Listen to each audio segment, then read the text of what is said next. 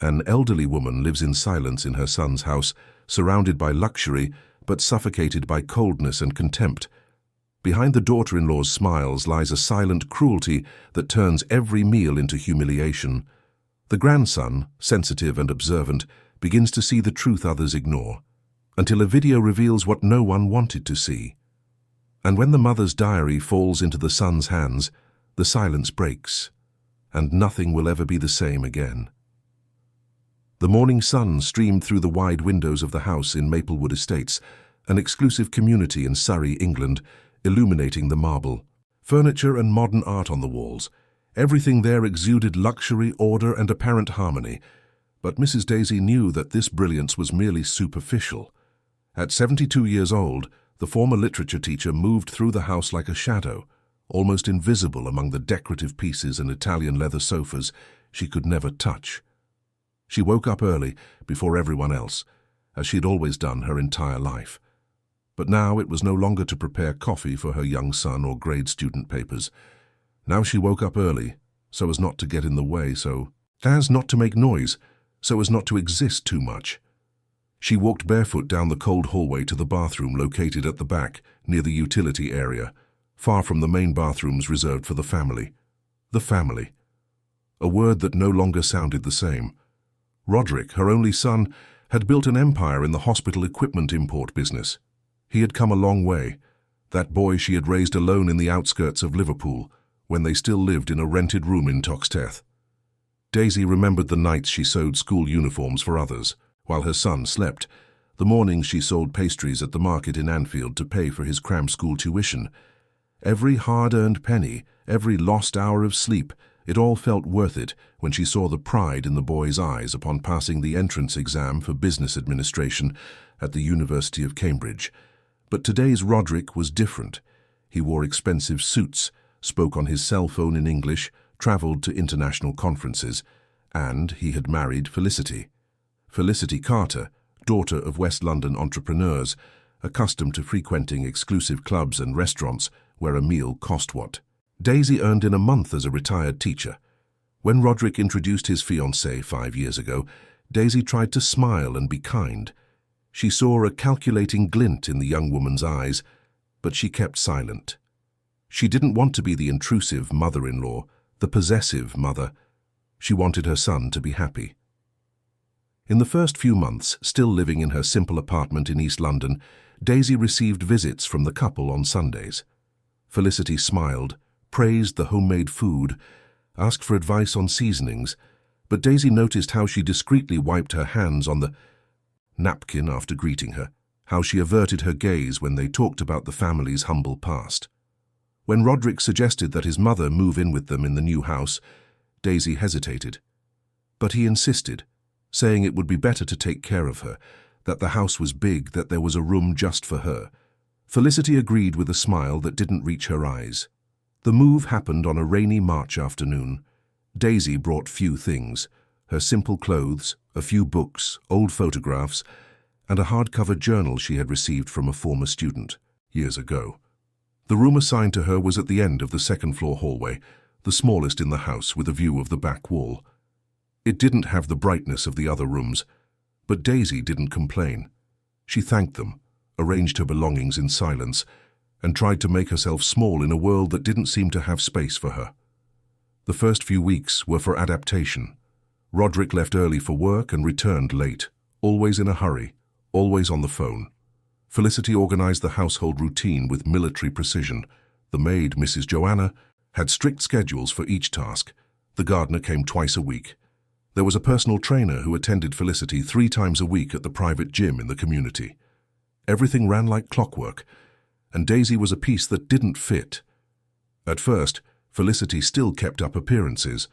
When Roderick was present, she was solicitous, asking if Mrs. Daisy needed anything, offering tea, praising the stories her mother-in-law told about the past. But as soon as Roderick's car disappeared through the electronic gate, Felicity's face changed completely.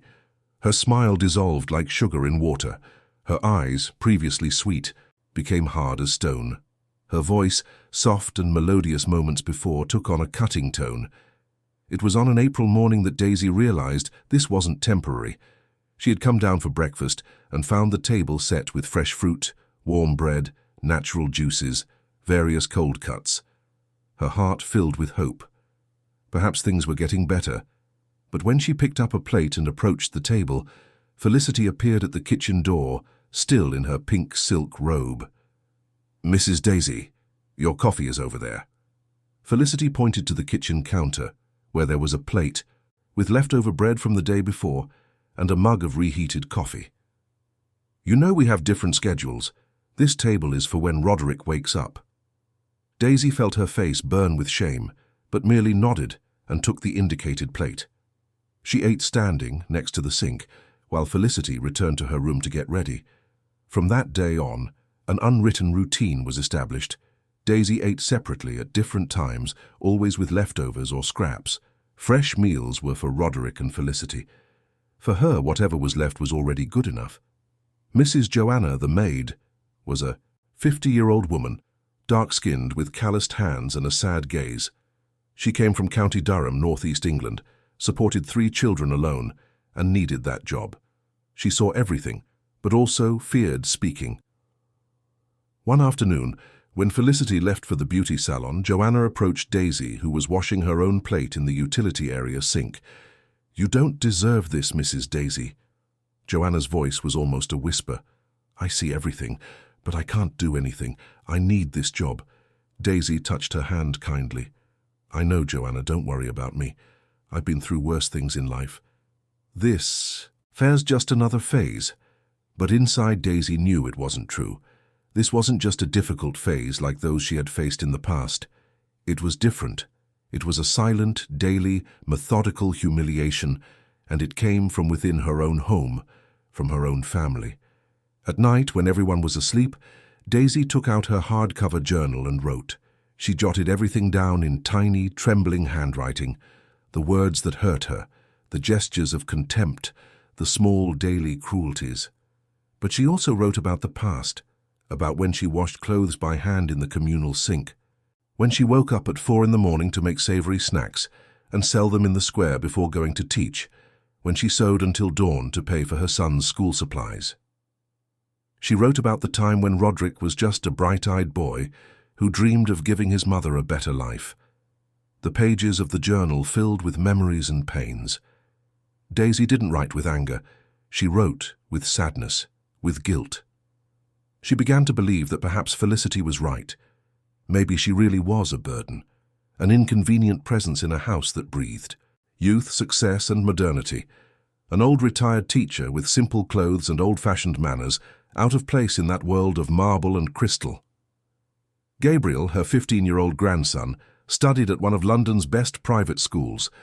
He was a sensitive teenager, tall for his age, with the attentive eyes of the grandfather he had never known.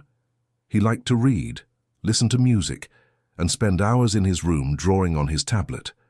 He had a distant relationship with his mother, who always pressured him to be more sociable, to make more friends among the children of influential families in the community. But Gabriel preferred his grandmother's silent company. Sometimes when he returned from school, he would go straight up to Mrs. Daisy's room and sit on the edge of the bed. She would tell stories of when she was a teacher, of students who became doctors, engineers, artists. She spoke with shining eyes about British authors, about poems she had memorized in her youth, about the beauty of teaching. Gabriel listened attentively, engraving those words in his heart as one guards treasures. But he had begun to notice something strange. His mother's tone of voice when speaking to his grandmother, always sharp even when the words were polite, the impatient glances, the way Felicity sighed when Mrs. Daisy entered the living room. One day, going down to get water in the kitchen, Gabriel stopped when he heard voices coming from the utility area. Felicity's voice echoed through the utility area with a tone Gabriel had never heard before. It was a harsh voice, without any trace of the sweetness she displayed in front of his father. The teenager hid behind the half-open door and watched the scene unfolding before him. Mrs. Daisy was sitting on the kitchen floor near the door leading to the backyard. In front of her was a plastic plate with old-looking food scraps. Felicity stood, arms crossed, with a cruel smile on her lips. "Dogs also eat on the floor, Mrs. Daisy, and they eat leftovers. You are no different." Here in this house, everyone has their place. Mine is next to my husband at the dinner table. Yours is here, where you don't bother anyone." Daisy didn't respond. She just picked up the plastic fork and began to eat in silence, head bowed. Gabriel felt his stomach churn. He wanted to scream. He wanted to go in there and defend his grandmother, but something paralyzed him. Fear, perhaps, or the realization that this was bigger than he could resolve at that moment. He took his cell phone from his pocket with trembling hands and began to record. The video captured everything. Felicity pushing the plate with her foot closer to Daisy, his grandmother eating slowly, chewing each piece with difficulty, as if each mouthful cost her dignity. Felicity turning her back and leaving the kitchen with firm steps without looking back. When his mother disappeared, Gabriel put away his phone and ran up to his room. He locked himself inside, sat on the bed, and watched the video repeatedly, feeling tears stream down his face. He didn't know what to do with it. If he showed it to his father, he might not believe him. Felicity was a master of manipulation, always had a ready explanation for everything. Besides, Roderick was increasingly absent, consumed by work, blindly trusting his wife to take care of the house and his mother. Gabriel saved the video in a hidden folder on his phone and swore to himself that at the right time that truth would come to light. The following days were marked by a silent tension. Gabriel began to observe more, to pay attention to every detail. He saw how his mother served abundant and well-presented dishes to his father, but left only cold, unseasoned leftovers for his grandmother. He saw how Felicity spoke sweetly in front of Roderick, but completely changed her demeanor when he left. He saw the sadness in his grandmother's eyes, who seemed to shrink more each day, as if she wanted to disappear. One Saturday afternoon, Roderick was home, a rare occurrence in recent months. He worked even on weekends, always. Busy with reports, virtual meetings, international negotiations. But that day he had decided to take a few hours off. He was in the living room watching the news when Felicity appeared, all dressed up in a new dress and high heels. "Darling, I'm going to meet the girls for lunch. I'll be back tonight. Your mother is fine. She had her breakfast properly. She's resting in her room." She kissed her husband on the cheek and left, leaving a trail of French perfume. Roderick nodded distractedly and turned his attention back to the television. Daisy, in her room, heard the conversation and sighed. Breakfast properly. A lie. She had eaten 2 old biscuits with a glass of water, but she wouldn't say anything. Never. She didn't want to be a bigger burden than she already felt. Later, when Roderick went upstairs to get some documents from his office, he crossed paths with Gabriel in the hallway. His son was leaving his grandmother's room with a worried expression. "Everything all right, Gabriel?" Roderick asked, placing a hand on the boy's shoulder. "Dad, can I ask you something?" Gabriel hesitated, choosing his words carefully. "How do you think Grandma is? Like, really?" Roderick frowned. "Well, I imagine so. Your mother takes care of her, the house is comfortable. Why? Did something happen?" Gabriel wanted to speak. He wanted to show the video right there. He wanted to scream that no, his grandmother was not well, that she was being mistreated in her own home, right under everyone's nose. But something stopped him. Perhaps the fear that his father wouldn't believe him. Perhaps the perception that he needed more proof, something more concrete. Or perhaps just the feeling that a bigger war was coming, and he needed to choose the right moment to enter it. "Nothing, Dad. I just thought she seemed a bit sad these days." Roderick nodded, thoughtful. "I'll talk to your mother about it. Maybe we should take Grandma out more, get her out of the house. It must be boring to stay here all the time." Gabriel forced a smile and returned to his room.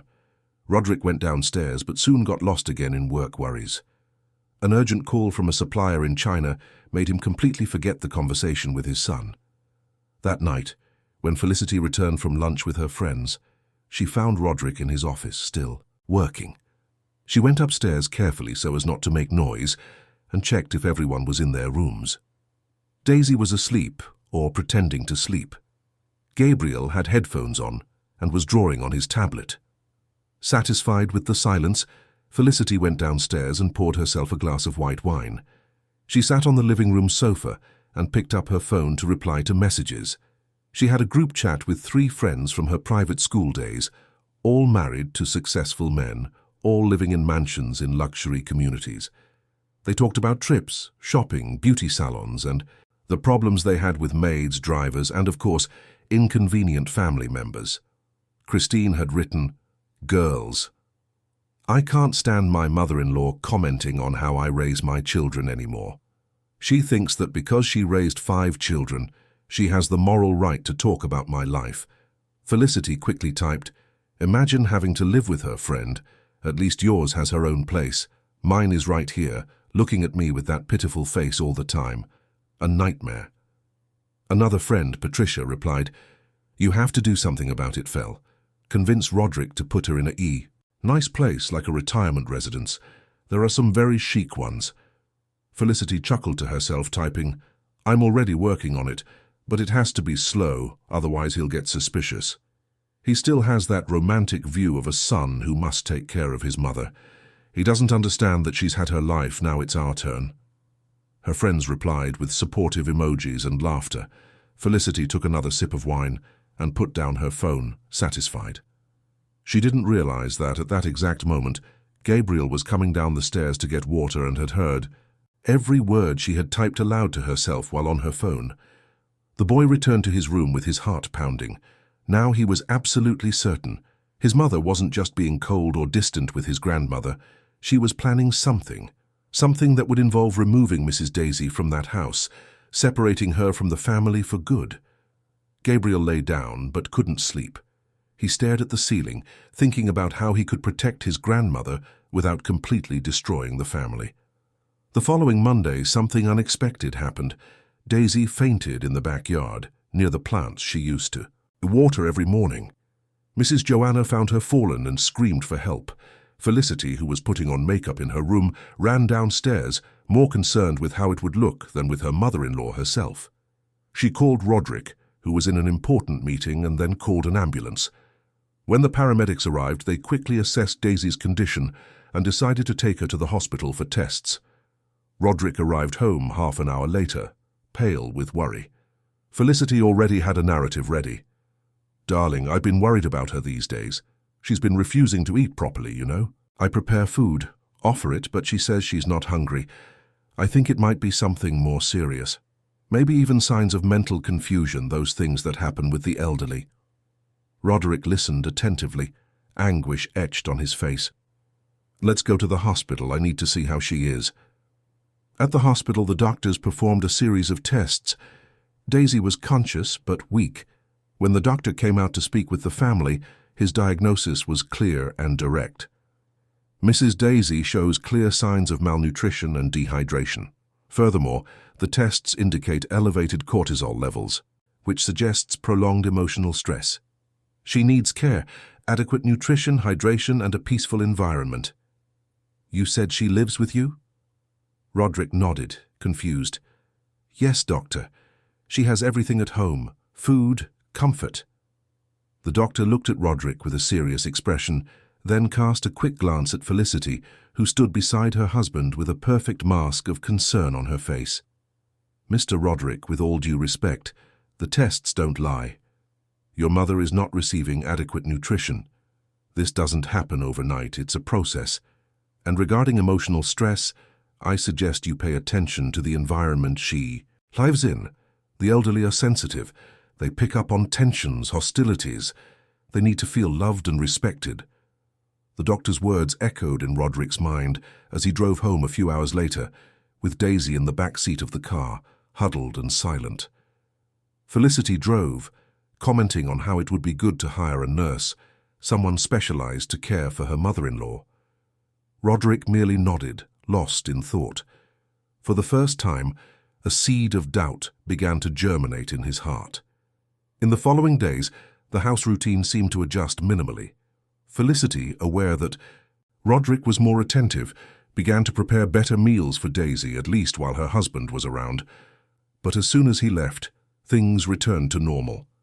The difference was that now there was a more attentive observer, Gabriel. The boy had begun to create a mental dossier of everything he saw. He jotted down times, situations, and words on his phone. He was building a case, even without knowing exactly what he would do with it. One afternoon, while Felicity was on the phone discussing details of a birthday party she was planning for Roderick, Gabriel went up to his grandmother's room. "Grandma, can I ask you something?" Gabriel sat on the edge of the bed. "Why don't you tell my dad how things really are here?" Daisy was sitting in the chair near the window, looking out at the garden.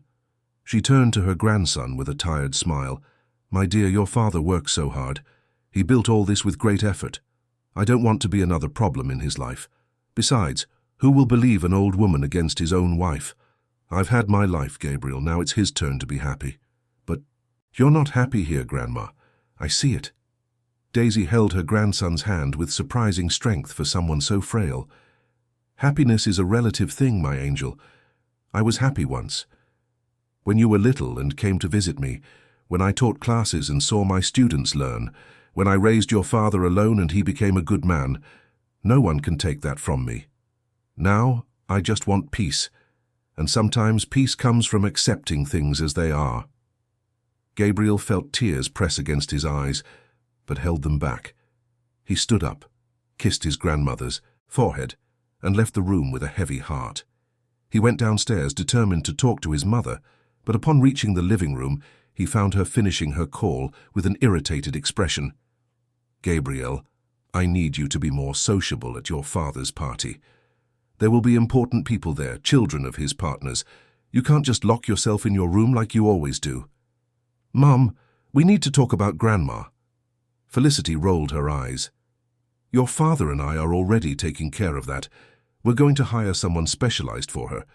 It's not your business." "Yes, it is. She's my grandmother. And you treat her badly." The silence that followed was dense. Felicity slowly rose from the sofa, her eyes fixed on her son. When she spoke, her voice was low, but filled with a coldness Gabriel had never seen before. "Be careful what you say, Gabriel. This is my house. I take care of everything here while your father works. Your grandmother has a roof over her head, food, a bed. If she's not satisfied, that's her problem, not mine. And you, as my son, should respect me more. I would respect you if you respected my grandmother." Felicity took 2 steps towards her son, her face hardened. "Gabriel, you don't know anything about life. Your grandmother has had her life. She worked, raised your father, did what she had to do. Now it's our turn, mine and your father's. She should be grateful to be here and not in a third-rate care home." Gabriel felt anger rising, but he controlled himself. He left the room without responding and returned to his bedroom, slamming the door. Felicity stood there breathing deeply, trying to regain her composure. For the first time she felt that things were starting to slip out of her control. The following week, something unexpected happened. A woman of approximately 60 years old appeared at the front door asking for Mrs. Daisy. Mrs. Joanna answered, and, suspicious, went to ask who it was. The visitor introduced herself as Helen Taylor, a former colleague of Daisy's from the days when both taught at the same state school in East London. Felicity was home, and, hearing the conversation, came to the door with a poorly disguised expression of displeasure. Helen was a simple woman, grey hair tied in a bun, modest but clean. Clothes, a genuine smile on her face. She carried a bouquet of yellow flowers. "Good afternoon, I came to visit my friend Daisy. It's been a long time since we've seen each other, and I found your address through a former student who works with your husband." Helen smiled, extending her hand. Felicity shook her hand with distaste, feeling the roughness of that calloused palm. "She's resting. I don't know if it's a good time." But Helen was not one to give up easily. "Just a few minutes, I promise not to bother." Reluctantly, Felicity let her in and showed her the way to Daisy's room. She went up behind, observing everything. When Helen opened the door and saw her friend sitting in the chair, her face lit up. "Daisy, it's been so long." Helen entered and hugged her friend tightly. Daisy, surprised, took a few seconds to react, but then returned the hug with tears in her eyes. "Helen, what a wonderful surprise." The two talked for almost an hour. Helen spoke about old times, about students who had become important people, about the former teachers' gatherings that still happened occasionally. Daisy listened with shining eyes as if someone had lit a long-extinguished light within her. But Helen was observant. She noticed her friend's excessive thinness, the sadness in her eyes, the small and isolated room, the way Daisy spoke softly, as if fearing to disturb. When she left, she passed through the living room where Felicity pretended to read a magazine and stopped. "Your mother-in-law is an incredible woman, you know," Helen said, looking directly into Felicity's eyes. "She changed the lives of hundreds of students, young people who had nothing, who came from broken homes, and she believed in them when no one else did.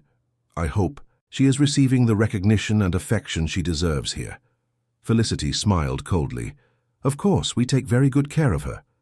After Helen left, Felicity went upstairs furious. She entered Daisy's room without knocking. "I don't want any more surprise visits here. This house is not a meeting point for old teachers. If you want to receive someone, let me know beforehand." Her voice was harsh, cutting. Daisy lowered her head. "I'm sorry. I didn't know she was coming." 2 days after Helen's visit, Daisy received a letter. Mrs. Joanna went up to the room and handed her the simple brown paper envelope with a stamp from a rural area of England. Daisy opened it with trembling hands and began to read. Tears soon came, wetting the paper as her eyes scanned each line. The letter was from Anthony Foster, a former student she had taught in the 90s, when he was still a frail and shy boy, son of farm workers who had come to try their luck in the capital. Daisy remembered him fondly. He was one of her most dedicated students, always sitting in the front row asking questions, eager to learn. She had encouraged him to continue his studies, even when his family had no money. She secured a scholarship for him, spoke with head teachers, did what she could. In the letter, Anthony recounted that he was now a veterinary surgeon, had a clinic in the countryside, was married, and a father of 2 children. He wrote to thank her for everything she had done, saying he had never forgotten her literature classes, the books she lent him, the conversations during breaks. He ended by saying that she had changed the course of his life, and that wherever she was, he hoped she was happy, and surrounded by love. Daisy held the letter against her chest and cried. She cried with joy at knowing she had made a difference in someone's life. She cried with sadness at realizing how ironic it was to receive a letter about being loved precisely when she felt so alone. Those words rekindled something within her, a spark of self-esteem that had almost died out. She still mattered. She still had value, even if no one in that house saw it. That night, for the first time in months, Daisy wrote in her journal with a different energy. She didn't just write about pain and humiliation. She wrote about Anthony, about Helen, about all the students who had passed through her life. She wrote about the pride of having been a teacher, about the importance of teaching, of transforming.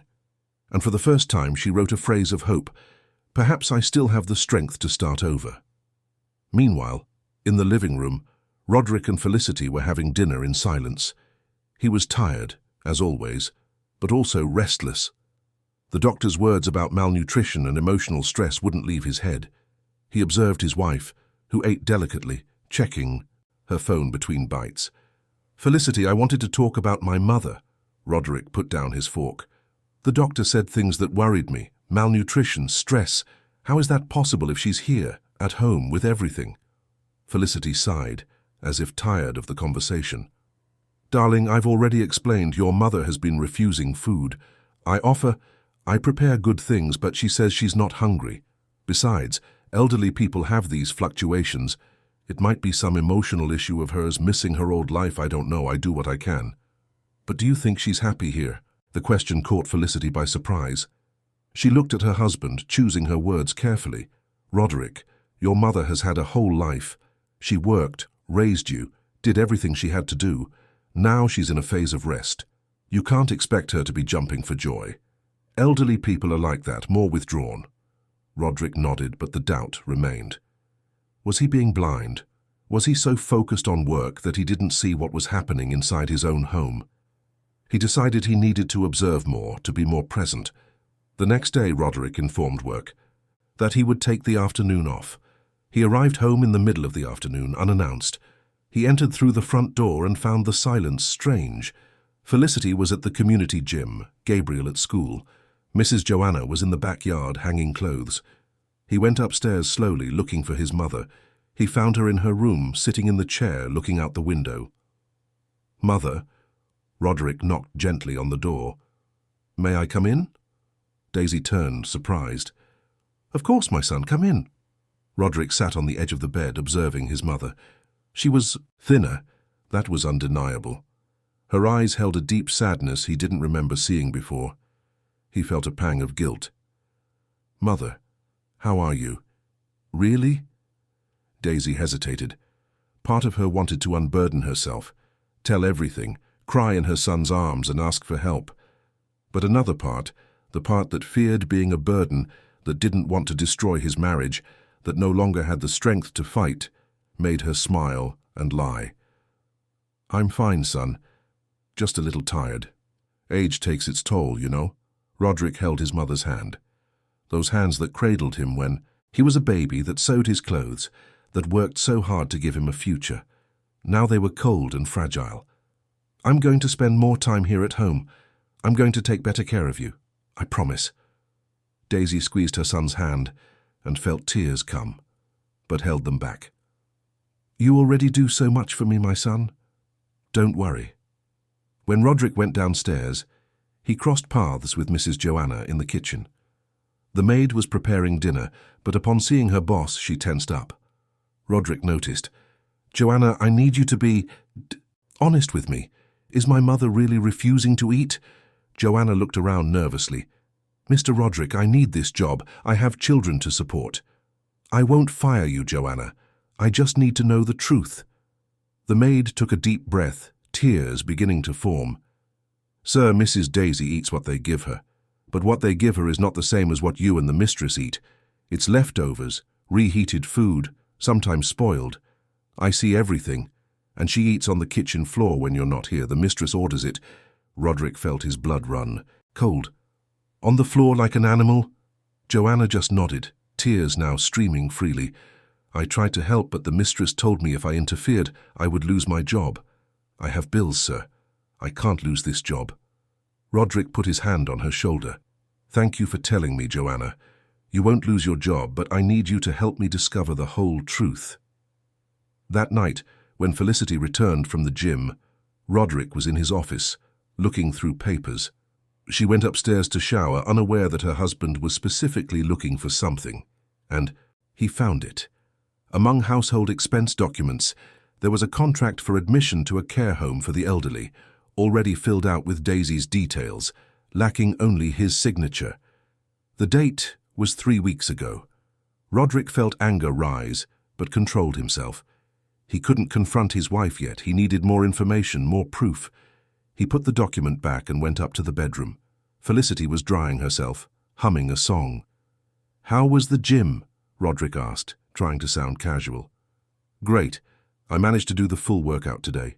Felicity smiled, not noticing the tension on her husband's face. "That's good." Roderick turned and left the room, going back to the office. He turned on the computer and accessed the house's security camera system. They had been installed 2 years ago for protection against invasions, but Roderick rarely checked them. Now he began to review the recordings of the past few months, skipping from day to day, looking for moments when he wasn't home. What he saw made him feel nauseous. He saw his mother eating on the floor. He saw Felicity pushing the plate with her foot. He saw the looks of contempt, the humiliating orders. He saw everything, and each image was a stab to his heart. How could he have been so blind? How could he not have realized that, while he was building an empire outside, inside his own home, his mother was being destroyed? Roderick saved the videos to a USB drive and turned off the computer. His hands trembled with anger and sadness. Roderick didn't sleep that night. He sat in the office, looking at the USB drive containing the recordings, trying to process everything he had seen. The woman he was married to, the mother of his son, was capable of that. Humiliating a defenseless elderly woman, treating her worse than an animal, and he, blind by work and trust, had seen nothing. Guilt consumed him as much as rage. When the sun began to rise, Roderick heard footsteps in the house. It was Daisy, waking up early as always. He left the office and went upstairs, finding his mother in the hallway, heading towards the back bathroom. "Mother, why do you use that bathroom?" Roderick asked, already knowing the answer. Daisy was startled by her son's presence at that hour. "It's closer to my room, son. I don't want to bother anyone." "That bathroom is small with poor ventilation. There are 3 better bathrooms in this house. Why don't you use any of them?" Daisy didn't know what to answer. She lowered her head and continued to the bathroom without saying anything else. Roderick felt his heart tighten. He needed to act, but first he needed to be sure he knew the whole truth. He decided that day he would stay home, observing, confronting. During breakfast, Felicity came down dressed and perfumed, greeted her husband with a kiss on the cheek, and found it strange to see him still. "Home? I thought you had an early meeting today." "I cancelled it. I'm working from home." Roderick observed his wife's reaction. He saw the slight tremor in her hands as she picked up her coffee cup. He saw the nervousness disguised as surprise. "That's good. That way you'll be closer to your mother." Felicity forced a smile. "In fact, I'll prepare a hearty breakfast for her today." Roderick watched as his wife prepared a tray with fruit, fresh bread, cheese, and juice. He saw her go upstairs. He waited 5 minutes and went up too, silently. He stopped at the half-open door of his mother's room and listened. "Mrs. Daisy, your coffee is here, but since Roderick is home today, you'll have to eat here in your room. I don't want you to come downstairs." Felicity's voice was low, threatening. "And if he asks anything, you say everything is great, understood?" Daisy merely nodded, taking the tray with trembling hands. Roderick quickly went downstairs, returning to the office before Felicity saw him. He felt his anger grow, but he kept calm. It wasn't time yet. During the afternoon, Roderick paid attention to all movements in the house. He saw how Felicity treated Mrs. Joanna harshly when she thought no one was looking. He saw how she talked on the phone with her friends, making jokes about her mother-in-law. He saw how the mask of kindness only appeared when he was around. Every detail confirmed what he already knew. He was married to a cruel, manipulative woman who hid her true nature behind false smiles and appearances. That night, Gabriel returned from school and found his father still home. The two had dinner together while Felicity had gone out to meet a friend. Daisy had eaten in her room as Felicity had ordered. "Dad, can I show you something?" Gabriel took out his cell phone, hesitant. "Of course, son." Gabriel showed him the video he had recorded weeks ago. Roderick watched in silence, his jaw clenched, his eyes fixed on the screen. When the video ended, he looked at his son with a mixture of sadness and pride. "Why didn't you show me this before?" "I didn't know if you would believe me." Gabriel lowered his eyes. "Mom is very good at lying." Roderick hugged his son tightly. "I believe you, and I'm going to fix this, I promise." That night, after everyone was asleep, Roderick went up to his mother's room. She was awake, writing in her journal. When she heard the door open, she quickly hid the notebook under her pillow. "You can keep writing, Mother. I just came to keep you company." Roderick sat on the chair beside the bed. "You always liked to write, didn't you? I remember when I was a child you used to write stories to tell me before bed." Daisy smiled, nostalgic. "Those were simpler times, my son." "Mother, I need to ask you a question, and I need you to be honest with me. Are you happy here?" The silence that followed was heavy. Daisy looked at her hands, at the journal under her pillow, at her son who awaited an answer, and for the first time in months, she decided to be truthful. "No, son, I am not." Tears began to stream down her face, and once they started, they didn't stop. Daisy cried as she hadn't cried in years, releasing all the pain, all the humiliation, all the forced silence. Roderick knelt beside the bed and hugged his mother, crying with her. "I'm sorry, Mother, I'm sorry for not seeing, for being so blind. You were living your life, son, building your future. I didn't want to get in the way." "You never got in the way of anything. You gave me everything, and I failed you, but that will change. I promise." Roderick spent the night in his mother's room talking, listening to the stories she had kept hidden. Daisy told him about the humiliations, about eating on the floor, about the looks of contempt, about how she felt invisible in that house, and she showed him the journal. Roderick read each page with a broken heart, realizing that while he thought he was building a home, his mother was living a silent nightmare. The next morning, something unexpected happened. When everyone woke up, Daisy was not in the house. Her room was empty, the bed made, the journal on the pillow. Felicity was the first to notice and panicked, not out of genuine concern, but because it would make her look negligent. "Roderick, your mother isn't here," Felicity shouted, running through the house. They searched every room, the garden, the utility area. Nothing. Gabriel checked his grandmother's room and saw that some of her clothes were gone, as was an old handbag she always kept in the closet. Roderick called his mother's cell phone, but she didn't answer. He called hospitals, the police, everyone he knew. Hours passed in despair. It was only late in the afternoon that Mrs. Joanna suggested that perhaps she had gone to the square where she used to sell savory snacks when Roderick was a child in Anfield. Roderick got in his car and drove there. The square was full of people, children playing, street vendors, elderly people on benches, and there, sitting on a bench under a tree, was Daisy. She held her journal in her lap and looked at old photos she had brought with her, photos of baby Roderick, of him starting school, of him graduating from university. Roderick approached slowly and sat beside her. "Mother, why did you leave like that without telling anyone? I was worried." Daisy looked at her son with eyes red from crying. "I needed to remember who I was, son. In that house I forgot. I forgot that I was once strong, that I once fought, that I once made a difference in people's lives. I came here because it was in this square that I raised you. Here I remember who I am." Roderick held his mother's hand. "Then let's leave here. Let's go home. But not to that house. Let's find a new place. Just me, you, and Gabriel. A place where you can be yourself, without fear, without shame." Daisy looked at her son, surprised. "And your wife?" "My wife is no longer part of our family." When Roderick and Daisy returned home, it was already night. All the lights were on, and Felicity was waiting for them in the living room, a look of false relief on her face. As soon as she saw her mother-in-law enter, she ran to her with open arms. "Mrs. Daisy, thank goodness you gave us a terrible scare. Where were you?"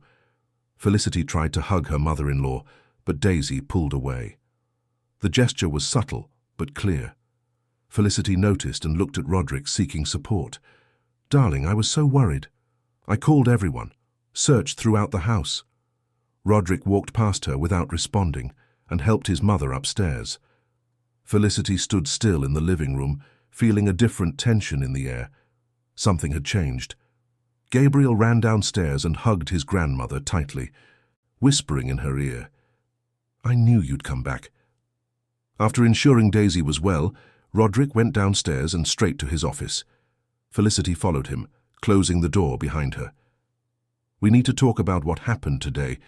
Your mother is getting confused, Roderick. Leaving like that without telling anyone, it can be dangerous. I think it's time to seriously consider that residence I showed you. There she would have professional care." Roderick had his back to her, looking out the window. When he turned around, his expression was one of coldness Felicity had never seen before. "That residence you already signed the contract for without consulting me." Felicity paled. "I was going to show you, darling. I was just gathering information first." A lie. Roderick walked to the desk and pulled open a drawer, taking out the contract. "This is filled out, dated 3 weeks ago. You were planning to institutionalize my mother without consulting me." "It's not like that. I was just preparing for when it became necessary." Felicity tried to maintain her composure, but her voice trembled. "Your mother needs care that I can't provide. I work, I have the house to manage, Gabriel to raise." "You work?" Roderick gave a bitter laugh. "You go to the gym 3 times a week, have lunch with friends, go shopping. That's not work, Felicity. And as for taking care of my mother, you're right. You can't give her the care she needs. Because the care she needs involves respect, affection, dignity. And you have none of that to give her." Felicity felt anger rising. "Oh, so now I'm the villain. Me, Who takes care of everything in this house while you're always traveling and in meetings? Your mother is a difficult presence, Roderick. She's from the countryside, has old-fashioned. Manners doesn't fit into our lifestyle. I tried, but it's impossible. Old-fashioned manners? Roderick felt his anger explode. You're talking about the woman who washed clothes by hand to give me clean clothes, who sold food in the square to pay for my schooling, who sewed until dawn so I could have a future. She built all this, Felicity. Everything you enjoy today exists because she gave up everything for me. Felicity crossed her arms, her face hardened. And she's had her life, Roderick. She made her choices, lived her experiences. Now it's our turn, mine and yours. We can't live forever trapped in the past, in gratitude, in her sacrifice. We have the right to live our lives. And she doesn't have the right to live hers, to have dignity in old age, to be treated as a human being and not as a nuisance. Felicity realized she was losing control of the situation. She changed tactics, softening her voice, approaching her husband. Darling, I think we're getting carried away. I know you love your mother. I also have affection for her. But we need to think about what's best for everyone. In a specialized residence, she would have the company of people her age, activities, medical care. Wouldn't that be better for her? Roderick moved away when she tried to touch his arm. You want me to believe you care about my mother's well-being after everything you've done? What are you talking about? Roderick took the USB drive from the drawer and connected it to the computer. The screen lit up, showing images from the security cameras. Felicity felt the ground disappear beneath her feet. Roderick began to play the videos one after another, her pushing her mother-in-law's plate on the floor, ordering Daisy to eat in silence, like an animal. The looks of contempt, the cruel words, everything was there, recorded, impossible to deny. Felicity tried to speak, but no sound came out. Roderick paused the video and turned to her, his eyes full of tears of anger and disappointment. Is this the woman I married? Is this the mother of my son? A person capable of humiliating a defenseless elderly woman? Roderick, you don't understand. Your mother is difficult. She doesn't cooperate. She doesn't respect my rules in the house. I had to be firm. Firm? You treated her like trash. You made my mother eat on the floor. You gave her spoiled food while we ate fresh meals, Roderick shouted, losing control. You are a monster, Felicity. A monster I brought into my house, close to my family. Felicity felt tears come, but they were tears of anger, not remorse. You're exaggerating. I never physically hurt your mother. I never laid a hand on her. There are ways to hurt that are worse than physical violence. You destroyed her self-esteem, her dignity. You made her feel like a burden, a nuisance. My mother, who was once a strong, admired, respected woman, became a shadow because of you. Felicity changed tactics again. She threw herself onto the sofa and began to cry, this time with more intensity. I know I made mistakes, Roderick. I know, but I can change. I'll treat your mother better, I promise. Just don't leave me. Think about Gabriel, about our family. Roderick shook his head. It's too late, Felicity. You had months to change. You had 1,000 opportunities to be a decent person. And you chose to be cruel. You chose to humiliate a woman who never did you any harm. There's no coming back from this. Felicity stood up. Abruptly, her face transfigured by rage. So that's it? You're going to leave me because of that old woman, throw away years of marriage? I'm going to leave you because you are a cruel and manipulative person, because you deceived me all this time, pretending to be someone you're not. And because I no longer trust you. Felicity realized she had lost.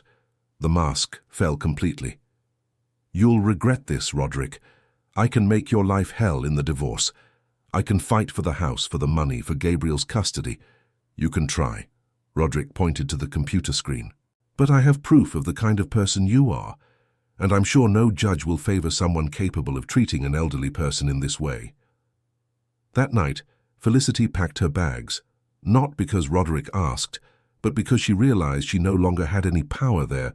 She left the house the next morning, head held high, trying to maintain her dignity, but inside she knew she had lost everything.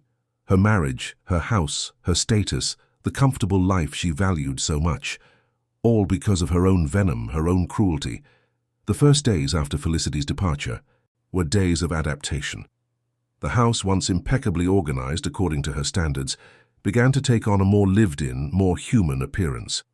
Roderick took 2 weeks off work, something he hadn't done in years, to dedicate himself completely to his mother and son.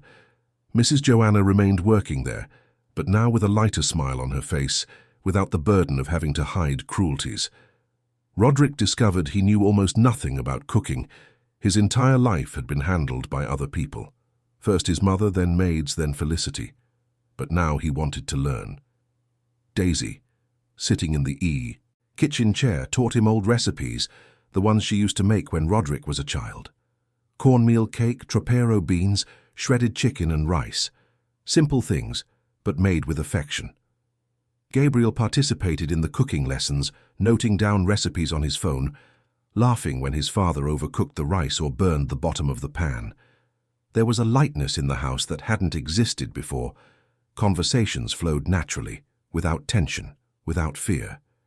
Daisy, little by little, began to return to her old self. Her voice became firmer, her eyes regained their sparkle. She started eating better, gaining a little weight, having more energy. One afternoon, while they were preparing dinner together, Roderick looked at his mother and asked a question he had long wanted to ask. "Mother, why did you never tell me? Why did you endure everything in silence?" Daisy stopped chopping vegetables and looked at her son. "Because you had built a life, my son, a family, a future. I didn't want to be a stumbling block. Besides, I was afraid. Afraid that if I spoke, you wouldn't believe me. Afraid of being put in a real care home, afraid of losing you. You could never lose me, Mother. Never." Roderick hugged his mother from behind, resting his head on her shoulder. "I almost lost you. Through blindness, through misplaced trust, by being more concerned with money and success than with what truly mattered." Gabriel, who was observing the scene leaning against the counter, approached and joined the hug. The three stood there, united, in silence, feeling the strength of that bond that had almost been destroyed, but was now being rebuilt on more solid foundations. A week later, Helen, the teacher friend, returned for another visit. This time, she found a completely different Daisy. The house had a different atmosphere. The conversation flowed more naturally, and Roderick made a point of staying in the living room, participating in the conversation, listening to stories about the mother he had never truly had time to get to know. Helen told stories about the time Daisy was known as the most dedicated teacher at the school, about how she stayed after hours helping struggling students, about the reading projects she organized, even without receiving extra pay for it. Roderick listened to everything with a mixture of pride and sadness, pride for the mother he had, sadness for almost having allowed her essence to be extinguished. "Daisy, have you ever thought about going back to teaching?" Helen asked. "I know you're retired, but there's a community project in the neighborhood that needs volunteers for adult literacy. It would be perfect for you." Daisy's eyes lit up. "I'd love to, Helen, but I don't know if I'm still able." "Of course you are, Mother." Roderick held her hand. "And I'll drive you there and pick you up whenever you need." And that's how Daisy returned to teaching. Twice a week she went to the community center in Anfield, where a group of adults who had never had the opportunity to study gathered to learn to read and write. Daisy discovered that teaching was still her passion, that it gave her purpose, that it made sense in her life. She saw in her students' eyes the same admiration she had seen decades ago, and that made her feel alive again. Gabriel began to accompany his grandmother sometimes. He helped the younger students with math, discovering that he had a talent for teaching, just like her. The relationship between grandmother and grandson strengthened even more. They talked about everything: books, music, dreams, fears. Gabriel confided in his grandmother that he was thinking of studying pedagogy in college, inspired by her. Roderick, in turn, had a serious conversation with a psychologist who frequented the community gym and who had been a friend of Felicity's. Dr. Claudia, after hearing the whole story, explained that Felicity likely had narcissistic personality traits, with difficulty empathizing and a tendency towards manipulation. She confirmed that such people are masters at creating perfect facades while exercising cruelty in private. This helped Roderick not to feel so guilty for not having noticed earlier. He had been manipulated by someone expert in manipulation, but now he was free, and more importantly, his mother was free too. The divorce was processed. Felicity tried to make everything difficult, asking for half the assets, high alimony, shared custody of Gabriel. But when Roderick's lawyers presented the security camera videos and Mrs. Joanna's testimony, in addition to Daisy's journal detailing months of mistreatment, the case completely changed direction. Gabriel, now 16, also had a voice in the process and made it clear that he wanted to live with his father and grandmother. Felicity left with only what she was legally entitled to, without alimony, without the house, without her son. On a quiet Sunday morning, 3 months after all that upheaval, Roderick, Daisy, and Gabriel had breakfast together on the house's veranda. The sun streamed through the white curtains. There was the smell of fresh coffee in the air and soft music played. Daisy was more radiant, more smiling, more herself. Gabriel leafed through a pedagogy book his grandmother had lent him. Roderick watched the two with a serene smile. "Mother, I need to ask for your forgiveness." Roderick held his mother's hand across the table.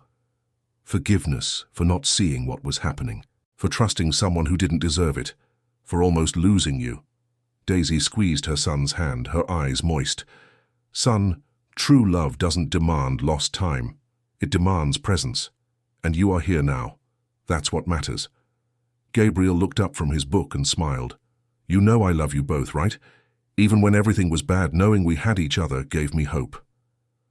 Roderick hugged his son and then his mother. The three stayed there on the veranda, talking about future plans, about the course Gabriel would take, about Daisy's students, about the company Roderick was thinking of, restructuring to have more time with his family. They talked about taking a trip together, exploring the coastline, revisiting places from Roderick's childhood. Daisy's journal remained stored on her bedside table, but now closed. There was no longer any need to write about pain. The pages she now filled were with gratitude, with good memories being built, with renewed hope. The house, once a cold palace of appearances, transformed into a true home. There was no longer excessive luxury, no longer a need to impress anyone. There was life, there was affection, there was laughter. Mrs. Joanna continued working there, but now as part of the family, treated with respect and affection. Her daughters even visited a few times and played with Gabriel, who discovered he liked children and was thinking of becoming a primary school teacher. Helen continued to visit Daisy regularly. Other old colleagues also began to appear, rediscovering the friend they thought they had lost. The house began to receive people, to have movement, to have joy. It was common for Daisy's former students to show up to visit her, bringing success stories, thanking her for the impact she had on their lives. Anthony, the veterinary surgeon, from the countryside who had sent the letter, came personally to meet Roderick and Gabriel. He brought his wife and children. He told stories about how Mrs. Daisy believed in him when no one else did, how she paid out of her own pocket for his cram school materials when his family couldn't afford it. Roderick listened to everything with tears in his eyes, realizing the greatness of the mother he had almost allowed to be destroyed. One late night, Roderick entered his mother's room. She was reading, wearing glasses, with a peaceful expression. He sat on the edge of the bed, as he used to do when he was a child and had nightmares. "You know, Mother, I spent my whole life trying to build an empire to give you comfort, to repay you for everything you did for me. But I almost lost the essential in the process." "And what is the essential, son?" "You, us, this family." Roderick held his mother's hand. "I learned that wealth is not in expensive furniture, in millionaire contracts, in appearances.